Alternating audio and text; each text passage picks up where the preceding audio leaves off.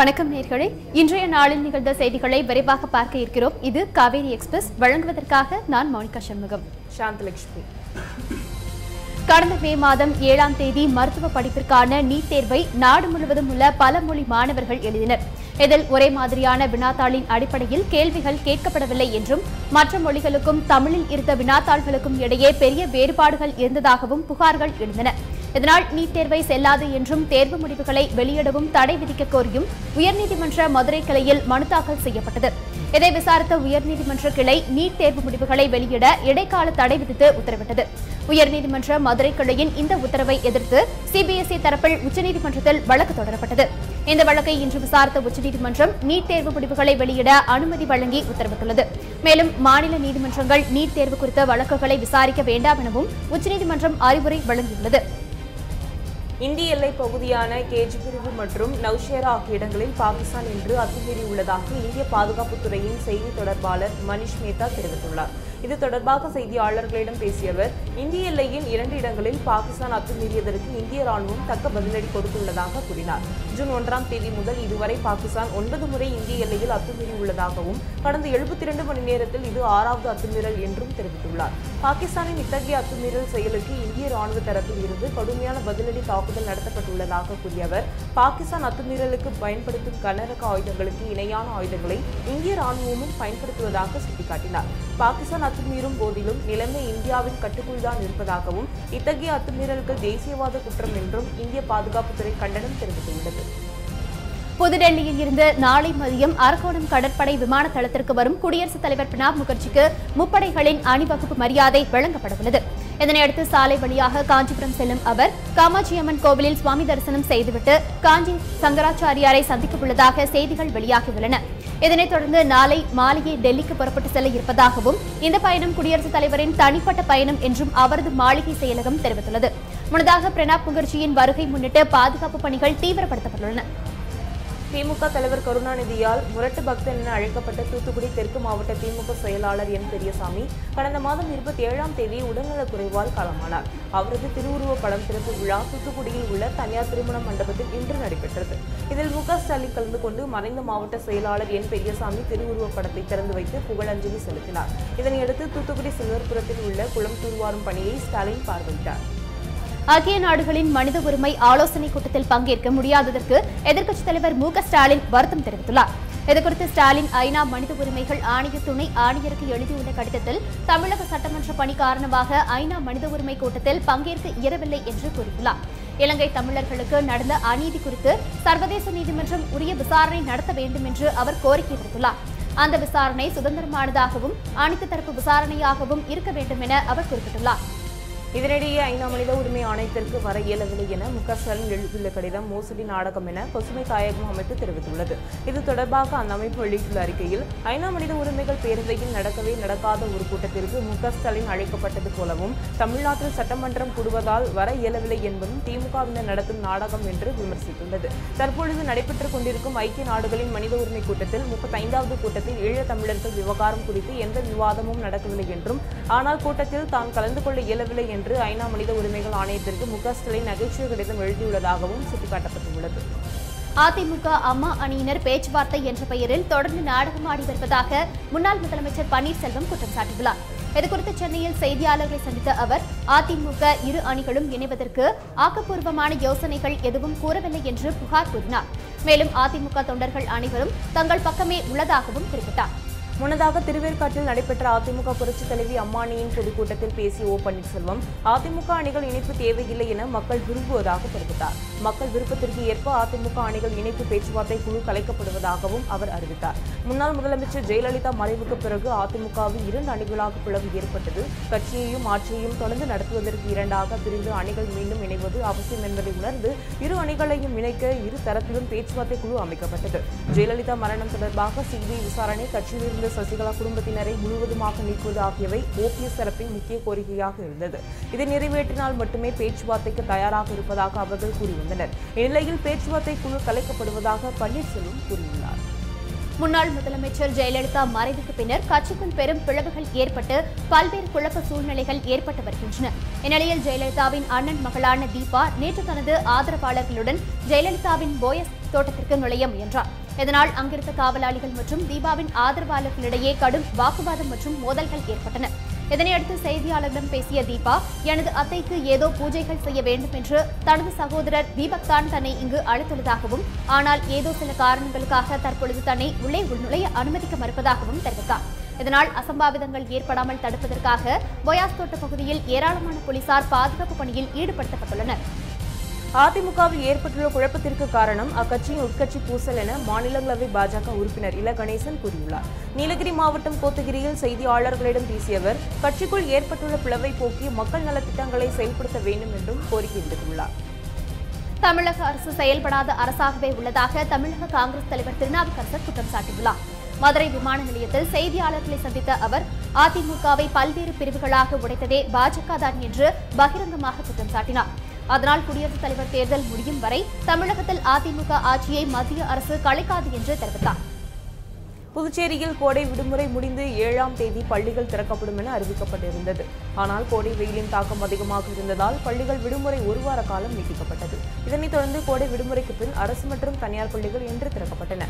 முதல் நாளான இன்று மாணவ மாணவிகள் தங்களின் பெற்றோர்களுடன் மகிழ்ச்சியுடன் ஆர்வமுடனும் பள்ளிக்கு சென்றனர். முதலாக பள்ளிக்கு செல்லும் சிறுவர்களை தங்களது பெற்றோர்கள் அழைத்து வந்து பள்ளிக்கு விட்டு சென்றனர். பள்ளி விடுமுறைக்கு பிறகு மாணவ மாணவிகள் பள்ளிக்கு சென்றதும் தங்களது வகுப்பு தோழிகளை சந்தித்து வாழ்த்துக்களை தெரிவித்தனர். பள்ளிகள் திறக்கப்பட்டதை தொடர்ந்து ஒரு சில அரசு பள்ளிகளில் மாணவர்களுக்கு பாடப்புத்தகங்களும் வழங்கப்பட்டன. புதுவை பல்கலைக்கழகத்தில் வரும் கல்வியாண்டு தொடங்கி அடுத்த 3 ஆண்டுகளுக்கு தேவையான உள்கட்டமைப்பு வசதிகளை மேம்படுத்த பல திட்டங்கள் முன்வைக்கப்பட்டுள்ளன. அதன்படி புதிய நிதி ஆதாரங்களை உருவாக்குதல், புதிய படிப்புகளை அறிமுகம் செய்தல், மத்திய அரசின் நிதி ஆதாரத்தோடு நடைபெற்று வரும் ஆராய்ச்சி திட்டங்களை மேற்பார்வையிடுதல் உள்ளிட்ட பல்வேறு நோக்கங்களை கருத்தில் கொண்டு பல்கலைக்கழக மானியக் குழு சிறந்த கல்வியாளர்களை கொண்ட சிறப்பு குழுவை உருவாக்கியுள்ளது. இன்று புதுவை பல்கலைக்கழகத்திற்கு வந்துள்ள இக்குழு இன்று முதல் வரும் 17ஆம் தேதி வரை புதுவை பல்கலைக்கழகத்தில் பல்வேறு ஆய்வுப் பணிகளை மேற்கொள்ளவுள்ளன. அத்துடன் பல்கலைக்கழக எதிர்கால வளர்ச்சிக்கு தேவையான நிதி ஆதாரத்தை மத்திய அரசுக்கு பரிந்துரைக்கவும் திட்டமிட்டுள்ளனர். மேலும் பேராசிரியர்கள், ஆய்வுத்துறை மாணவர்கள், அதிகாரிகள், சங்க பிரதிநிதிகள் மற்றும் பல்வேறு கல்வியாளர்களையும் சந்தித்து பேசவும் முடிவு செய்துள்ளனர். 2016-17ஆம் ஆண்டிற்கான பாலிடெக்னிக் கல்லூரி தேர்வு ஏப்ரல் மாதம் நடைபெற்றது. இந்த தேர்வுக்கான வினாத்தாள் தேர்வுக்கு முன்னரே வாட்ஸ்அப்பில் வெளியானது. இது தொடர்பாக கல்லூரி முதல்வர் காவல் நிலையத்தில் புகார் அளித்துள்ளார். அதன் அடிப்படையில் மேற்கொள்ளப்பட்ட விசாரணை கடந்த மாதம் சிபிசிஐடி காவல்துறையினருக்கு மாற்றம் செய்யப்பட்டது. இந்நிலையில் கடலூர் மாவட்டத்தில் இயங்கி வரும் பிரபல தனியார் பாலிடெக்னிக் கல்லூரியில் பணியாற்றி வரும் பேராசிரியர்கள் மது அம்பாசங்கர் மற்றும் அலுவலக உதவியாளர் ராஜேஷ்குமார் ஆகிய 3 பேரையும் கைது செய்துள்ளனர். இவர்களுக்கு பெரிதும் உதவியாக இருந்த கல்லூரி துணை முதல்வர் வினோத்குமாரை தீவிரமாக தேடி வருகின்றனர். இந்த வழக்கில் மேலும் பலர் சிக்குவதற்கு வாய்ப்பு உள்ளதாக காவல்துறையினர் தெரிவித்தனர். வினாத்தாள் வெளியான வழக்கில் கல்லூரி பேராசிரியர்கள் மற்றும் துணை முதல்வர் மோசடி செய்திருப்பது பாலிடெக்னிக் கல்லூரி வட்டாரத்தில் பெரும் அதிர்ச்சியை ஏற்படுத்தியுள்ளது. கர்நாடகாவில் மகாதாயி நதிநீர் பிரச்சினை மற்றும் குடிநீர் பிரச்சினைகளுக்கு தீர்வு காண வலியுறுத்தி கன்னட அமைப்புகள் இன்று முழு அடைப்பு போராட்டத்தில் ஈடுபட்டுள்ளன. கன்னட அமைப்புகள் சார்பாக இன்று முழு அடைப்பு போராட்டத்திற்கு அழைப்பு விடுக்கப்பட்டு தற்போது கர்நாடகாவில் நடைபெற்று வருகிறது.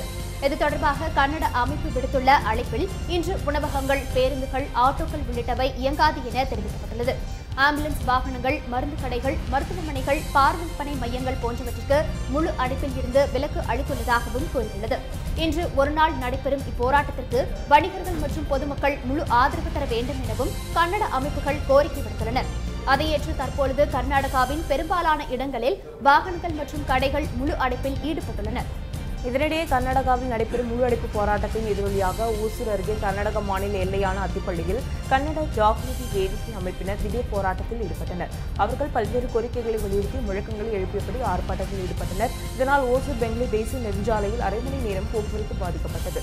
இந்த போராட்டம் காரணமாக கர்நாடக மாநில எல்லையில் ஏராளமான போலீசார் குவிக்கப்பட்டிருந்தனர்.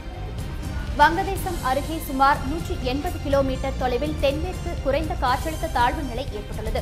இதனால் எண்ணூர், பாம்பன், கடலூர் மற்றும் காரைக்கால் துறைமுகங்களில் 1ஆம் எண் புயல் எச்சரிக்கை கூண்டு ஏற்படுத்தப்பட்டுள்ளது. இதனிடையே தமிழகத்தில் தற்பொழுது தென்மேற்கு பருவமழை தொடங்கியுள்ள நிலையில் தமிழகத்தின் பல்வேறு பகுதிகளில் பரவலாக மழை பெய்து வருகின்றது.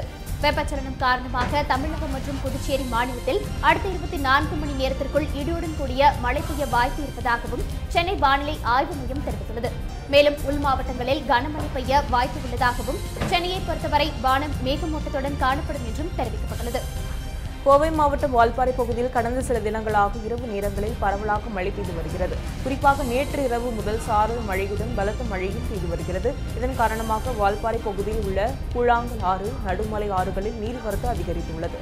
இதனால் பரம்பிக்குளம் ஆழியார் திட்டத்தின் மூல அணையான 160 அடி உயரமுள்ள சோலையார் அணையின் நீர்மட்டம் கணிசமாக உயர்ந்து வருகிறது.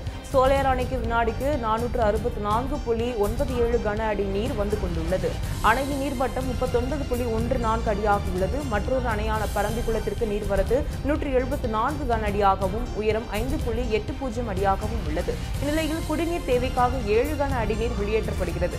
இன்றைய காலை நிலவரப்படி வால்பாறையில் 12 மில்லிமீட்டரும், சோலையார் அணை பகுதியில் 36 மில்லிமீட்டர், சின்னக்கல்லார் நீர்பிடிப்பு பகுதியில் 22 மில்லிமீட்டரும் பதிவாகியுள்ளது.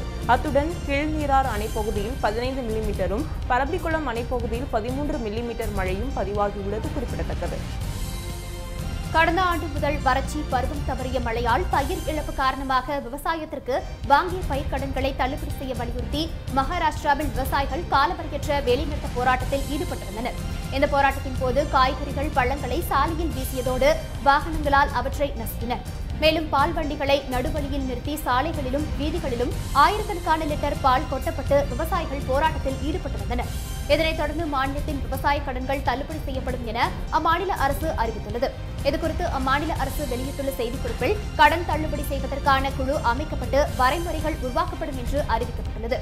விவசாயிகளின் தொடர் போராட்டத்தை தொடர்ந்து மகாராஷ்டிரா அரசு விவசாய கடன்களை தள்ளுபடி செய்துள்ளது குறிப்பிடத்தக்கது. இதனிடையே மத்திய பிரதேசத்தில் விவசாயிகள் சுட்டுக் கொல்லப்பட்டதை திசை திருப்பவே தற்போது விவசாய கடன் தள்ளுபடி செய்யப்பட்டுள்ளதாக இந்திய கம்யூனிஸ்ட் கட்சியின் தேசிய செயலாளர் டி. ராஜா குற்றம் சாட்டியுள்ளார். டெல்லியில் செய்தியாளர்களை சந்தித்த அவர் விவசாயிகள் பிரச்சினை குறித்து மத்திய அரசு அலட்சியம் செய்வதாக கூறினார். மத்திய பிரதேசத்தில் போராட்டத்தின் போது 6 விவசாயிகள் சுட்டுக் கொல்லப்பட்டது கொடூரமான செயல் என்றும் அவர் சுட்டிக்காட்டினார். தொடர்ந்து பேசிய அவர் தற்போது உள்ள மத்திய அரசு விவசாயிகளை முற்றிலுமாக வஞ்சிப்பதாக தெரிவித்தார். ஆண்டுதோறும் ஜூன் 12ஆம் தேதியன்று மேட்டூர் அணையில் இருந்து டெல்டா பாசனத்திற்காக தண்ணீர் திறக்கப்படும்.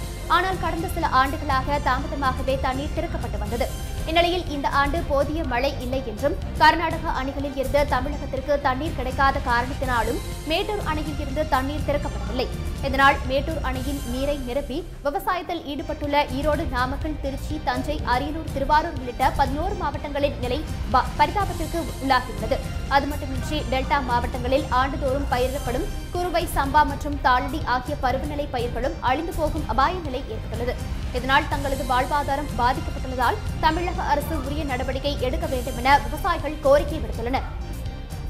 ஏமாற்றும் பருவநிலையால் பாதிக்கப்படும் காவிரி பாசன உழவர்களை காக்க வேண்டும் என்று பாமக இளைஞர் அணி தலைவர் அன்புமணி ராமதாஸ் கேட்டுக் கொண்டுள்ளார். இது தொடர்பாக அவர் விடுத்துள்ள அறிக்கையில் காவிரி பாசன மாவட்டங்களில் குறுவை சாகுபடிக்காக இன்று திறக்கப்பட வேண்டிய மேட்டூர் அணை தண்ணீரானது கர்நாடகத்தில் தீவிரமடையாத தென்மேற்கு பருவமழை காரணமாக இந்த ஆண்டு உரிய நாளில் தண்ணீர் திறக்கப்படவில்லை என்று தெரிவித்துள்ளார். ஜூலை அல்லது ஆகஸ்ட் மாதத்திலாவது தண்ணீர் திறந்து விடப்படும் என்ற எதிர்பார்ப்பில் நாற்று வளர்த்தல் உள்ளிட்ட முன்னேற்பாடுகளை செய்யவும் உழவர்கள் தயாராக இல்லாததற்கு காரணம் கடந்த காலங்களில் இப்படி செயல்பட்டதால் அவர்கள் கற்றுக்கொண்டுள்ள பாடம்தான் என்று சுட்டிக்காட்டியுள்ளார். உலகுக்கே உணவு படைக்கும் கடவுள்களான உழவர்களை அவர்கள் இப்போது எதிர்கொண்டு வரும் துயரத்திலிருந்து காப்பாற்றாவிட்டால் பின்னாளில் உணவின்றி நாம் தவிக்கும் போது நம்மை காக்க யாரும் இருக்க மாட்டார்கள் என்று தெரிவித்துள்ளார். புதுக்கோட்டையில் நரேந்திர மோடியின் தூய்மை இந்தியா திட்டம் பற்றிய கருத்தரங்கு நடைபெற்றது.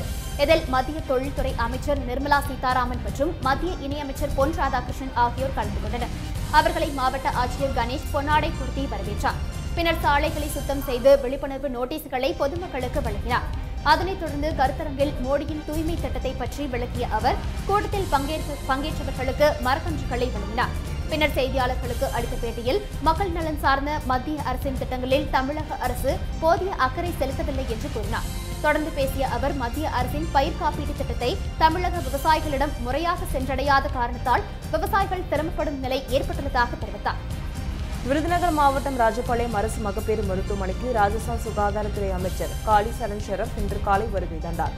அங்கு பாஜக சார்பில் நடைபெற்ற தூய்மை இந்தியா திட்டத்தின் கீழ் துப்புரவு பணிகளை மேற்கொண்டு குப்பைகளை அகற்றினார். இதைத் தொடர்ந்து ராஜபாளையம் மீனாட்சி திரையரங்கம் தெருவில் மரக்கன்றுகளை நட்டு வைத்தார். பின்னர் செய்தியாளர்களிடம் பேசிய அவர், பிரதமர் மோடி தலைமையிலான மத்திய அரசு தூய்மை இந்தியா சுகாதார இந்தியா என்ற முழக்கங்களை முன்வைத்து துப்புரவு பணிகளுக்கு முக்கியத்துவம் கொடுத்து வருவதாக தெரிவித்தார்.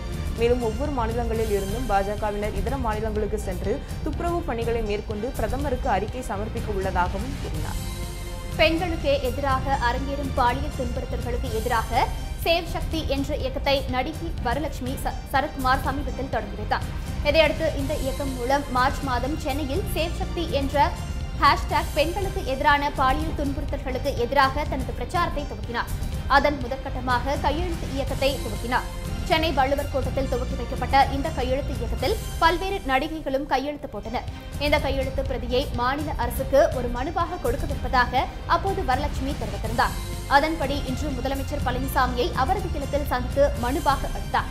இதையடுத்து செய்தியாளர்களை சந்தித்த வரலட்சுமி பெண்களின் உரிமைக்காக குரல் கொடுக்க அனைவரும் முன்வர வேண்டும் என்று கேட்டுக் கொண்டார். மேலும் பெண்கள் பாதிக்கப்பட்ட வழக்குகளில் 6 மாதத்தில் தீர்ப்பு வழங்கப்பட வேண்டும் என்றும் அவர் வலியுறுத்தியுள்ளார். சென்னை பெசன்ட் நகர் எல்எர்ச்சி கடற்கரை சாலையில் நடைபெற்ற குழந்தை தொழிலாளர் முறை எதிர்ப்பு தின விழிப்புணர்வு பேரணியை தொழிலாளர் நல ஆணையர் பாலச்சந்திரன் கொடியசைத்து துவக்கி வைத்தார். பின்னர் செய்தியாளர்களிடம் பேசிய சென்னை மாவட்ட ஆட்சியர் அன்புச்செல்வன், சென்னை சில்ஸ் கட்டிடத்தை இடிக்கும் போது ஏற்பட்ட உயிரிழப்பு விபத்து எனவும் உயிரிழப்பு ஏற்படாத வகையில் கட்டிடத்தை இடிக்கும் பணி மேற்கொள்ளப்படுவதாகவும் நடைமுறை சிக்கல்களால் இடிக்கும் பணி தாமதப்படுவதாகவும் கூறினார். தொடர்ந்து பேசிய அவர், குழந்தை தொழிலாளர் முறையை ஒழிப்பதற்கு அரசு எடுத்து வரும் நடவடிக்கைகளுக்கு பெற்றோர்கள் முழு ஒத்துழைப்பு அளிக்க வேண்டும் என்றும், சென்னையில் குழந்தை தொழிலாளர் முறையை ஒழிப்பதற்கு 52 மையங்கள் இயங்கி வருவதாகவும் தெரிவித்த அவர், ஆதரவற்ற சிறார்களுக்கு கல்வி உள்ளிட்ட அனைத்து அடிப்படை தேவைகளும் வழங்கப்பட்டு வருவதாக குறிப்பிட்டார். இதேபோல் குழந்தை தொழிலாளர் எதிர்ப்பு நாளை முன்னிட்டு மதுரை பெரியார் பேருந்து நிலையம் அருகே உள்ள எம்சி பள்ளியில் குழந்தை தொழிலாளர் எதிர்ப்பு விழிப்புணர்வை பேரணியில் மாவட்ட ஆட்சியர் வீரராகவராவ், பள்ளி மாணவ மாணவிகள் கலந்து கொண்டு உறுதிமொழியை ஏற்றுக்கொண்டனர். பள்ளி மாணவர்கள் கலந்து கொண்ட இந்த விழிப்புணர்வு பேரணியை வீரராகவராவ் கொடியசைத்து துவக்கி வைத்தார். அப்போது செய்தியாளர்களுக்கு பேட்டியளித்த அவர், மதுரை மாவட்டத்தை குழந்தை தொழிலாளர்கள் இல்லாத மாவட்டமாக மாற்றுவதற்கான அனைத்து நடவடிக்கைகளும் மாவட்ட நிர்வாகத்தால் மேற்கொள்ளப்பட்டு வருகிறது என்று கூறினார். இந்த நிலையில் விழுப்புரம் மாவட்ட ஆட்சியர் அலுவலகத்தில் தேசிய குழந்தை தொழிலாளர் எதிர்ப்பு தினத்தையொட்டி மாவட்ட ஆட்சியர் சுப்பிரமணியன் மற்றும் பள்ளி மாணவ மாணவிகள் குழந்தை தொழிலாளர் எதிர்ப்பு தின உறுதிமொழியை ஏற்றுக்கொண்டனர். பின்னர் குழந்தை தொழிலாளர் எதிர்ப்பு தின விழிப்புணர்வு பேரணியை விழுப்புரம் மாவட்ட ஆட்சியர் சுப்பிரமணியன் கொடியசைத்து துவக்கி வைத்து கலந்து கொண்டார். இதில் நூற்றுக்கணக்கான பள்ளி மாணவ மாணவிகள் விழிப்புணர்வு வாசகங்கள் அடங்கிய பதாகைகளை ஏந்தியவாறு நகரின் முக்கிய வீதிகள் வழியாக சென்று பொதுமக்களுக்கு விழிப்புணர்வை ஏற்படுத்தியும் துண்டு பிரசுரங்கள் வழங்கியும் பேரணியாக சென்றனர். இதனிடையே கரூர் மாவட்டத்தில் அரசு பள்ளி மாணவ மாணவிகள் சுமார் 200க்கும் மேற்பட்டோர் பங்கேற்ற குழந்தை தொழிலாளர்கள் முறை எதிர்ப்பு விழிப்புணர்வு பேரணி நடைபெற்றது. இந்த பேரணியை மாவட்ட ஆட்சியர் கோவிந்தராஜ் கோட்டாட்சியர் அலுவலகத்தில் கொடியசைத்து துவக்கி வைத்தார். இந்நிகழ்ச்சியில் பங்கேற்ற பள்ளி மாணவ மாணவிகள் குழந்தை தொழிலாளர்களுக்கு எதிரான வாசகங்கள் அடங்கிய பதாகைகளை கையில் ஏந்திய தின்னப்பா கார்னர் பேருந்து நிலையம் வழியாக சிஎஸ்ஐ பள்ளி வரை சென்று பொதுமக்களிடையே விழிப்புணர்வு பிரச்சாரத்தை மேற்கொண்டனர். கன்னியாகுமரி மாவட்டத்தில் பிறந்து 3 மணி நேரமே ஆன பெண் குழந்தையை பிளாஸ்டிக் டப்பாவில் அடைத்து இறந்த நிலையில் வீசி சென்ற சம்பவம் சோகத்தை ஏற்படுத்தியுள்ளது. கன்னியாகுமரி மாவட்டம் பைங்குளம் கிராமத்தில் ஊருக்கு ஒதுக்குப்புறமான பகுதியில் இந்த குழந்தையை இறந்த நிலையில் போலீசார் மீட்டுள்ளனர். குழந்தையின் உடலை கைப்பற்றிய போலீசார் குழித்துறை அரசு மருத்துவமனைக்கு பிரேத பரிசோதனைக்காக அனுப்பி வைத்தனர். மேலும் இதுகுறித்து வழக்கு பதிவு செய்த போலீசார் பெண் குழந்தை என்பதால் கொலை செய்து வீசி சென்றார்களா அல்லது தகாத உறவில் பிறந்த குழந்தை என்ற கோணத்தில் விசாரணை மேற்கொண்டு வருகின்றனர். இதனிடையே படித்தோர்கள் அதிகம் நிறைந்த கன்னியாகுமரி மாவட்டத்தில் பெண் சிசு கொலை சமீப காலமாக அதிகரித்து வருவது அனைத்து தரப்பினரையும் அதிர்ச்சியடைய செய்துள்ளது. இத்துடன் காவேரி எக்ஸ்பிரஸ் நியூஸ் முடிவடைகிறது. நடுநிலையான செய்திகளை முழுமையாக அறிந்து கொள்ள பயணிப்போம் காவேரி நியூஸ் தொலைக்காட்சியுடன். மேலும் புதிய செய்திகளை அறிந்து கொள்ள காவேரி நியூஸ்.tv என்ற இணையதளத்தை பார்க்கவும். வணக்கம். நன்றி.